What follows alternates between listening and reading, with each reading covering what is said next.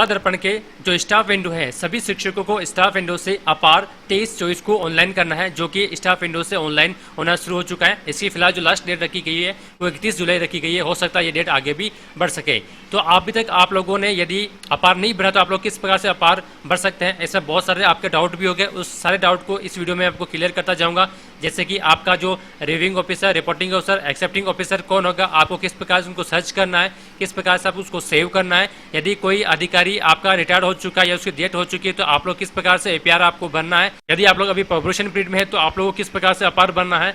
और 1 जुलाई 2023 के बाद में यदि आपकी ज्वाइनिंग हुई है तब आपको किस प्रकार से जो ये अपार है, अपार आपको बनना है। इन सारी बातों की जानकारी मैं इस वीडियो में आप लोगों को देने वाला हूं। इससे पहले यदि आप लोग मेरे चैनल पर नए हैं तो मेरे चैनल को सब्सक्राइब कर लीजिएगा, ताकि स्टाफ विंडो, साला दर्पण, एसएसओ आईडी, एपीएमएस पोर्टल समेत जो भी ऑनलाइन अपडेट होती है उसकी जानकारी सबसे पहले आप तक पहुंचती रहे। तो अपार को ऑनलाइन करने के लिए सबसे पहले आपको स्टाफ विंडो से लॉगिन हो जाना है। लॉगिन होने के बाद में यहाँ पर देखिए अपार वाला ऑप्शन आपको दिखाई देगा। आपको अपार डैशबोर्ड इस वाला ऑप्शन पर क्लिक करना है। उसके बाद में यहाँ पर 23-24 में ऑटोमेटिक क्लिक रहेगा। यहाँ पर एक दिशा निर्देश दिया गया है, यानी कि दिशा निर्देश ये है कि आप लोगों को किसी भी प्रकार की कोई समस्या है तो ये मोबाइल नंबर दिया गया है, आप लोग इस पर व्हाट्सअप कर सकते हैं। यानी कि यदि आप लोगों का रिव्यूइंग ऑफिसर, रिपोर्टिंग ऑफिसर या फिर एक्सेप्टिंग ऑफिसर सर्च करने पर नहीं आ रहा है तो आपको इस नंबर पर व्हाट्सअप करना है। तो किस प्रकार से आप लोग व्हाट्सअप करना है, तो अपार फिल करने वाले कार्मिक का सबसे पहले नाम, पदस्थापन साला दर्पण के अनुसार और स्टाफ आईडी लिखनी है आप लोगों को। जिस अधिकारी का नाम नहीं आ रहा है आपको उसका रिपोर्टिंग, रिव्यूइंग जो स्वीकार करता है यानी जो एक्सेप्टिंग ऑफिसर है उसका नाम साला दर्पण पद के अनुसार होना चाहिए, उसकी स्टाफ आईडी होनी चाहिए, उसका मूल पद कौन सा है, ये सारी चीज़ें लिखकर आप लोगों को इस नंबर पर व्हाट्सअप कर देना है। तो चलो हम लोग आगे बढ़ते हैं कि आप लोगों को अपार किस प्रकार से बनना है। सिंपली यहाँ से ओके को मैसेज पर क्लिक कर दीजिएगा। उसके बाद यहाँ पर देखिए क्लिक फिल अपार या फिर न्यू अपार, इस वाला ऑप्शन को आपको चूज करना है। इसके बाद में यहाँ पर आपको 3-4 ऑप्शन मिल जाएंगे। आप लोग जो भी कार्मिक है, चाहे मंत्रालय कार्मिक, तो ये वाला ऑप्शन चूज करेंगे। 3rd ग्रेड और 2nd ग्रेड के टीचर ये वाला ऑप्शन चूज करेंगे। और प्रिंसिपल और जो लेक्चरर वाला जो टीचर है वो ये वाला ऑप्शन चूज करेंगे। और कार्यालयों में जो कार्यरत शैक्षिक कार्मिक है वो ये वाला ऑप्शन चूज करेंगे। तो फिलहाल यहाँ पर मैं सभी का जो भरने का तरीका है वो एक ही तरीका है, तो यहाँ पर मैं एग्जांपल के लिए ये वाला ऑप्शन चूज करता हूँ। अब देखिए जो आपको अपार भरना है वो 1 जुलाई 2023 से 30 जून 2024 तक का आप लोगों को भरना है। तो यहाँ पर किस प्रकार से आप लोग भर सकते हैं, हम लोग शुरू करते हैं। तो ये सबसे पहले आप लोगों को यहाँ पर अपनी डेट लिखती है। सबसे पहले यदि आप लोग पहले से ही कार्यरत हैं, यानी कि 1 जुलाई 2023 से पहले से यदि कार्यरत है, आप लोग लगातार कार्मिक हैं, तो आपको यहाँ पर सिंपली यहाँ पर से 1 जुलाई 2023 वाला जो तारीख है वो तारीख आप लोगों को यहाँ पर चूज कर लेनी है। और उसके बाद में यहाँ पर जो सेकंड वाली जो तारीख आ जाएगी वो 30 जून 2024 यहाँ से सेलेक्ट कर लेनी है। उसके बाद में लीव फॉर्म टू लीव, यानी कि यदि आप लोगों ने इस वर्ष के अंतर्गत 15 दिन से ज़्यादा यदि अवकाश लिया है तो आप लोगों को लिखना है। बाकी CL और यदि आप लोगों ने कम अवकाश लिया है तो आपको यहाँ पर उसका नहीं लिखना है। यदि आप लोगों ने एक से अधिक बार 15 से ज़्यादा दिन का अवकाश लिया है तो जो ज़्यादा दिन का अवकाश लिया है वो तारीख आप लोग यहाँ से फिल कर देना है। या फिर आप लोगों ने यदि 15-15 दिन का 2 बार अवकाश लिया है तो लास्ट वाला जो अवकाश है वो आप लोगों को यहाँ पर फिल कर देना है। उसके बाद में यहाँ से आप लोगों को APR की प्रविष्टि की जानी है, इस पर आप लोग सिंपली क्लिक कर देंगे। उसके बाद में यहाँ पर फॉर्म टाइप में यहाँ पर ऑटोमेटिक ऑप्शन आ जाएगा, यहाँ से आप सेलेक्ट कर लीजिएगा। पोस्ट यहाँ से ऑटोमेटिक आ जाएगी, सेलेक्ट कर लीजिएगा। पोस्टिंग प्लेस भी इस पर क्लिक करेंगे तो ऑटोमेटिक वो पोस्टिंग प्लेस आ जाएगी। तो ये सारी चीज़ें भरने के बाद में आप उसको सेव कर देना है। तो ये बात थी जो कार्मिक 1 जुलाई 2023 से पहले लगातार कार्यरत है। अब जैसे मान लीजिए किसी की नई ज्वाइनिंग हुई तो उनको किस प्रकार से भरना है, तो आप लोग क्या करेंगे, सबसे पहले यहाँ तो आप लोग तारीख वही लिखनी है 1 जुलाई 2023 यहाँ से सेलेक्ट कर लीजिएगा। उसके बाद में आपकी ज्वाइनिंग कब हुई है, मान लीजिए किसी की ज्वाइनिंग सितंबर अक्टूबर में हुई है या फिर जनवरी फरवरी में हुई है, तो जिस महीने में आपकी ज्वाइनिंग डेट हुई है उससे एक दिन पहले की तारीख आपको सेलेक्ट करनी है। जैसे कि एग्जांपल के लिए मानता हूं कि 2023 के अंदर मेरी ज्वाइनिंग अक्टूबर में हुई है, मेरी ज्वाइनिंग 5 तारीख को हुई है, लेकिन मैं यहां पर 4 तारीख सेलेक्ट करूंगा, तो आपको यहां से 4 तारीख सेलेक्ट कर देना है। यानी ज्वाइनिंग डेट से एक दिन पहले की आप लोगों को तारीख सेलेक्ट कर देनी है। अब यहाँ पर आप लोगों को क्या करना है, क्योंकि आपको इस अवधि में आपने ज्वाइनिंग थी नहीं आप लोगों की, आप स्कूल में कार्यरत नहीं थे, तो इस वजह से आपकी जो सेकंड वाला ऑप्शन आएगा उक्त अवधि में लोक सेवक राजकीय सेवा में नहीं था, ये वाला ऑप्शन आपको चूज कर देना है। और उसके बाद में ये सारे ऑप्शन बंद हो जाएंगे और उसके बाद में आप उसको सेव कर लेना है। सेव करने के बाद में फिर से एक नई टैब यहाँ से ओपन हो जाएगी। अब जो सेकंड वाली टैब ओपन होगी वहां से आप लोगों को क्या करना है, आप लोगों की जो ज्वाइनिंग डेट है वो ज्वाइनिंग डेट सेलेक्ट कर लेनी है। जैसे ज्वाइनिंग डेट थी मेरी 5 अक्टूबर, तो यहाँ से 5 अक्टूबर सेलेक्ट कर लेना है। और उसके बाद में यहाँ पर जो तारीख आएगी वो तारीख आ जाएगी 30 जून, यहाँ से आप लोग सेलेक्ट कर लेना है। और बाकी की जो डिटेल है वो आपको अभी मैंने बताई है उसी तरह से आप लोगों को फिल करनी है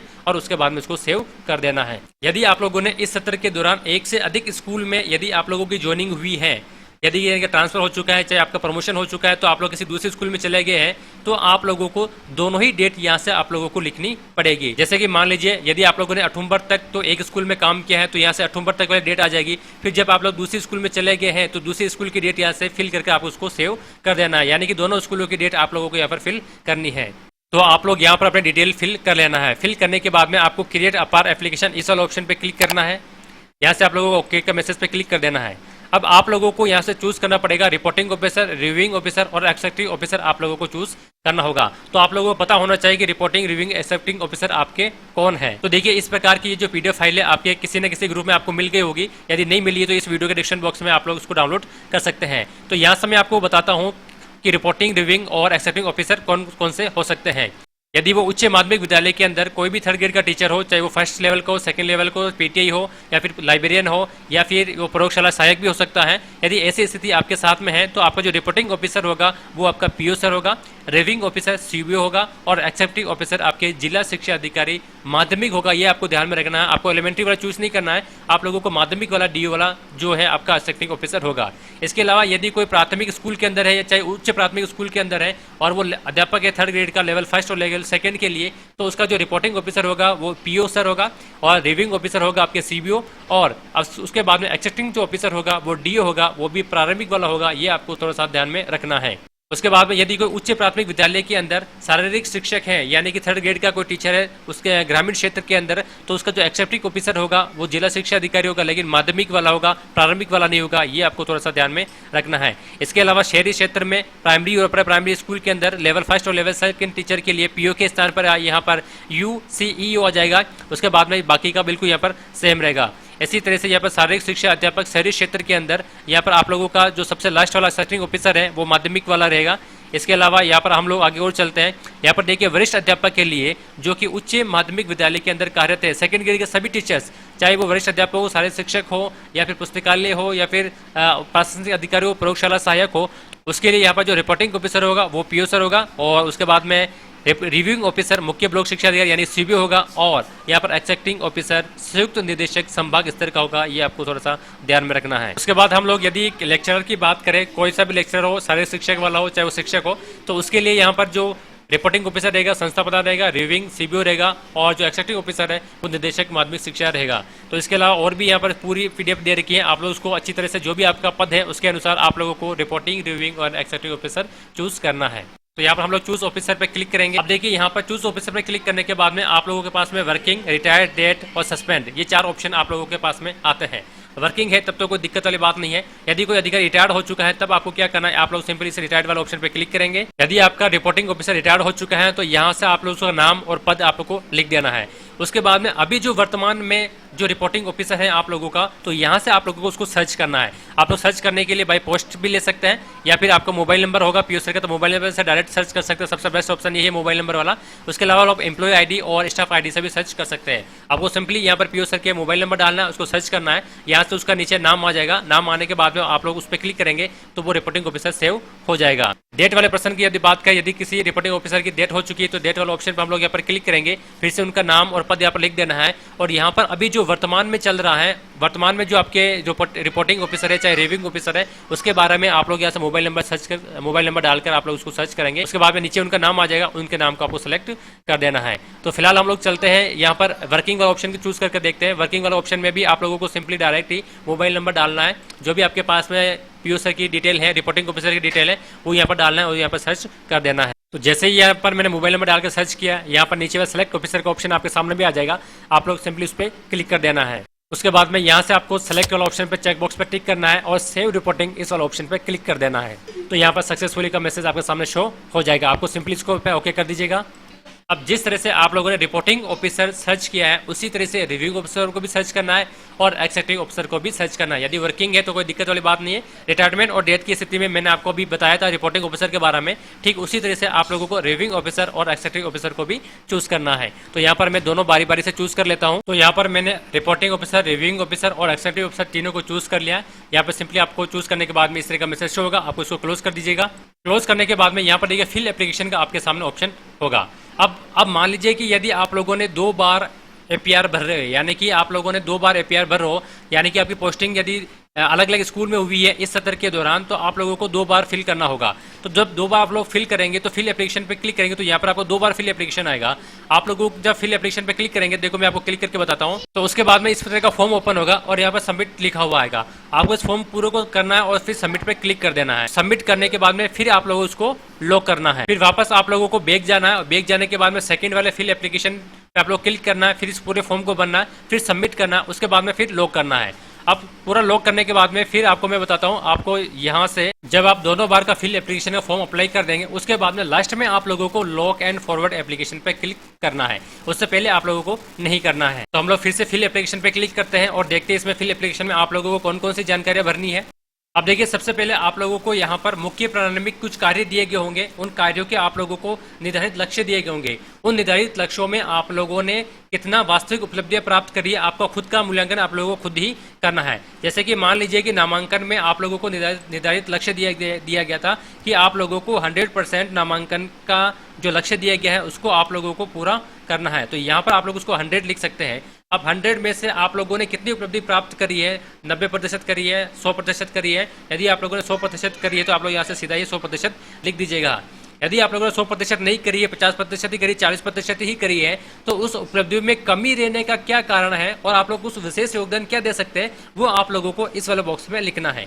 इसी तरह से यदि आप लोगों ने ठहराव के अंदर 100% निर्धारित लक्ष्य किया है और आप लोगों ने वास्तविक उपलब्धि भी 100% कर दी है, तो आप लोग यहाँ से 100 लिख सकते हैं। यहाँ से आप लोगों को NA लिख सकते हैं, क्योंकि हमारे पास में कोई इसी प्रकार की कोई कमी नहीं रही, तो आप लोग NA लिख दीजिएगा।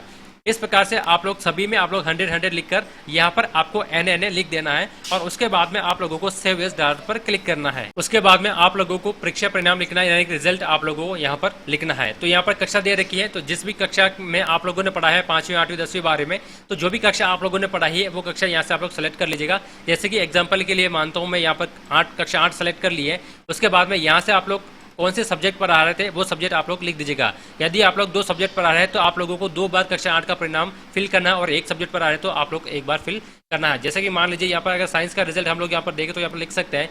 उसके बाद में यहाँ पर आप लोगों ने कितने विद्यार्थी थे आपके पास में कक्षा में, मान लीजिए 31 विद्यार्थी थे और 31 में से कितने उत्तीर्ण हो चुके हैं, तो 31 में से 31 पूरे ही उत्तीर्ण हो जाएंगे। तो यहाँ से फिर से मैं 31 लिख देता हूँ। अब उसके बाद में या क्योंकि 5वीं और 8वीं में ग्रेडिंग सिस्टम चलता है, तो 60% से अधिक प्राप्त करने वाले बच्चों की संख्या आप लोगों को यहाँ पर भरनी होगी। तो यहाँ पर देखिए 5वीं और 8वीं के लिए जो ग्रेडिंग सिस्टम है आप लोग इस प्रकार से समझ सकते हैं, A+, A और B, C और D।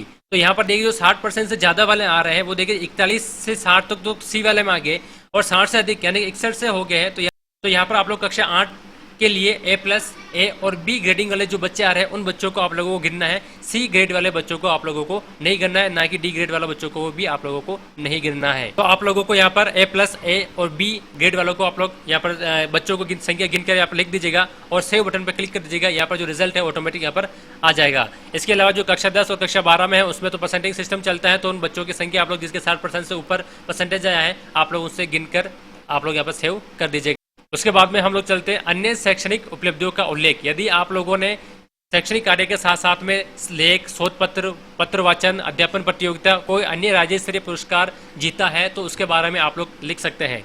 उसके बाद में वर्ष के दौरान प्राप्त प्रशिक्षण का विवरण, यदि यानी कि आप लोगों ने 23-24 में कौन कौन से प्रशिक्षण प्राप्त किए, चाहे ऑनलाइन भी आप लोग लिख सकते हैं, ऑफलाइन भी लिख सकते हैं।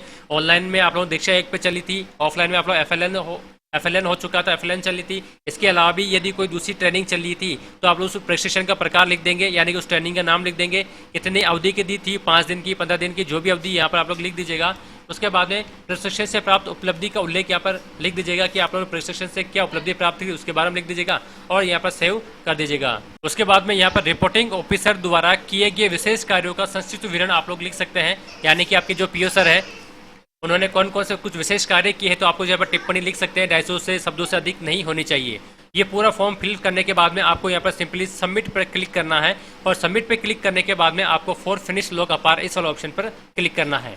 जब आपका पूरा अपार पूरा कंप्लीट हो जाएगा तब आप लोगों को लास्ट में लॉक एंड फॉरवर्ड एप्लीकेशन इस वाले ऑप्शन पर क्लिक करना है। OTP आएगा, OTP डालकर आपका जो अपार है वो अपार आपके जो रिपोर्टिंग ऑफिसर है उनके पास में चला जाएगा। यदि आप लोगों ने कुछ गलत चूज कर लिया है ऑफिसर, तो आप लोग यहाँ से डिलीट ऑफिसर कर सकते हैं। यदि कुछ पूरा ही गलत हो चुका है तो आप लोग यहाँ पर डिलीट एंट्री एप्लीकेशन पर क्लिक करके उसको डिलीट कर सकते हैं और वापस नए सिरे से उसको।